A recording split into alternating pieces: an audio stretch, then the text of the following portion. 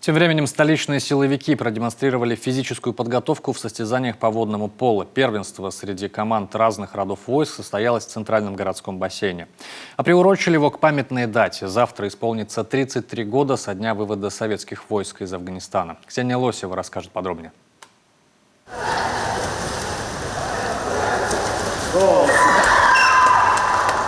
Несколько точных ударов, и мяч оказывается в воротах соперника. Для того, чтобы преуспеть в водном поло, необходима не только меткость, но и умение хорошо плавать, а также выносливость и быстрая реакция. Но все же главное здесь, как признаются сами участники первенства, это умение работать в команде. В одиночку победить точно не получится. В этом спорт очень похож на реальную жизнь и службу.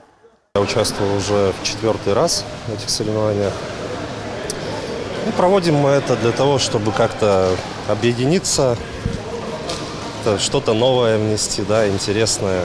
Регулярно занимаемся разными видами спорта. Внутренние войска, военно-морской флот, ВДВ и мотострелки. За победу сегодня борются 4 команды. Каждая настроена только на победу. Впрочем, при любом раскладе проигравших здесь точно не будет. Первенство приурочено к важному событию – 33-летию вывода советских войск из Афганистана. Александр Астанин как раз был в числе тех, кто пересек границу всего за неделю до памятной даты – 6 февраля 1989 года. Я начинал с пехоты, училище заканчивал военное, ПВО, войсковое ПВО, прикрытие танковых и пехотных частей.